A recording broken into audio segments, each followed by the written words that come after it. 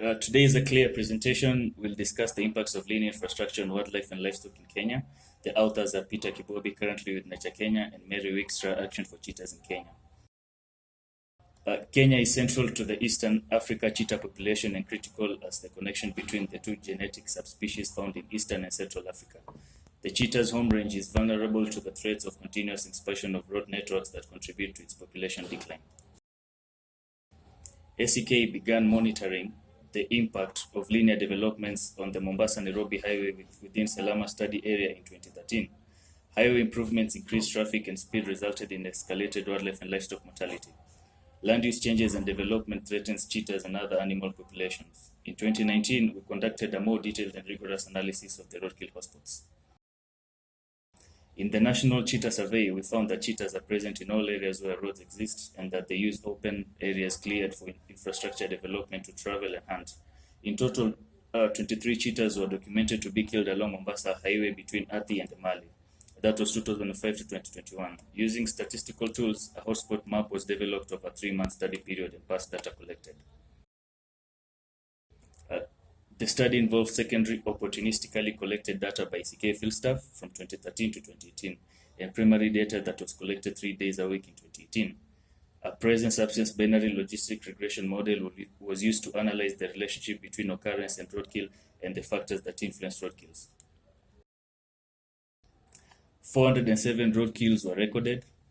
Domestic animals were most frequently killed, with 47.5%, followed by wild herbivores with 19.9% and wild carnivores with 19.4%, while wild omnivores were the least killed with 1.7%. There were 51 species identified along the section of highway, with 12 bird species, 14 carnivorous wild mammals, 6 domestic species, of which dogs made up the highest with 60%, 13 herbivores, 2 omnivores, and 4 reptile species. We also looked at trend.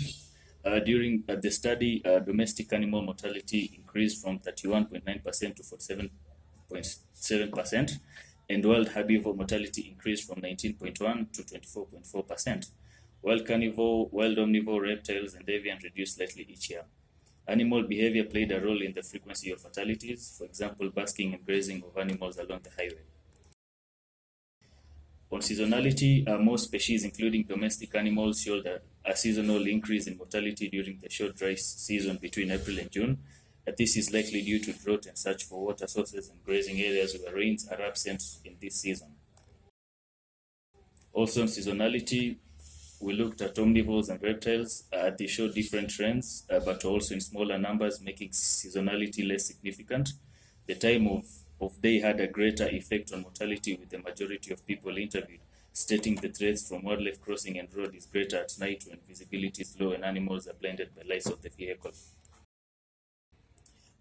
Kennel density hotspot analysis was carried out for all species combined and for different animal categories separately to give a hotspot mapping.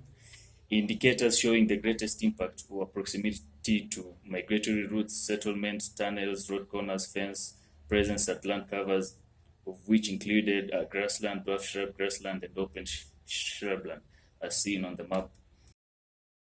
On hotspot map, a final combined hotspot map showed that overall mortalities are in areas of recent increased settlement.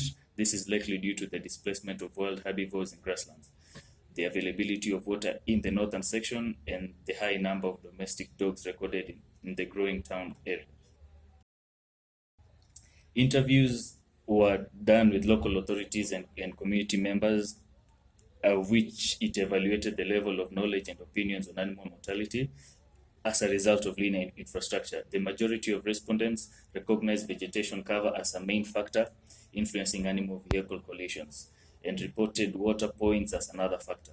A few respondents, 5%, stated fences, tunnels, and culverts as other factors influencing roadkills. ACK has currently focused in northern Kenya, where there are proposed linear developments. So the early mapping and collaborations with partners and developers allow the lessons from GIS analysis tools to share results and its implications on infrastructure developments. Impacts of power lines in patching birds and flight corridors are among elements of development that are understudied in the north. Wildlife corridors are mapped in nearby community conservancy to evaluate animal crossing points in anticipation of the development plans. Through collaborations with the Waso Lions and Gravy Zebra projects, we are able to strengthen our voices and reach out to developers. These collaborative efforts have already impacted positive changes in the region. As development continues in Kenya, these partnerships are critical to mitigate not only the impact of the development itself, but also the secondary impacts, including human-wildlife conflicts and wildlife corridors. Proactive conflict mitigation also varies from one species to another, and strong community relationships enable conflict mitigation strategies to be tested and shared. Using methods employed by the hotspot study, one can predict locations to implement mitigation strategies to prevent both direct mortalities and indirect conflicts. Partnerships will provide us with an opportunity to initiate mitigations early in development rather than as an afterthought. Signages are critical to limit animal-vehicle collisions. While speed bumps are the most used strategy to slow traffic in Kenya, we need to evaluate the use of adequate passageways in all future development. Successful mitigation depends on changing human behaviors through road signage, constructing underpasses and overpasses, raising awareness of the impacts of animal vehicle collisions, and proper driver training in driving schools. Mitigation measures will not apply equally to all species, and policy enforcement is essential across the board. We also like to thank the sponsors of ACK, work for the master's research and ongoing linear development monitoring and lobbying. Please feel free to contact us with any questions or suggestions for ongoing work in partnerships. Thank you.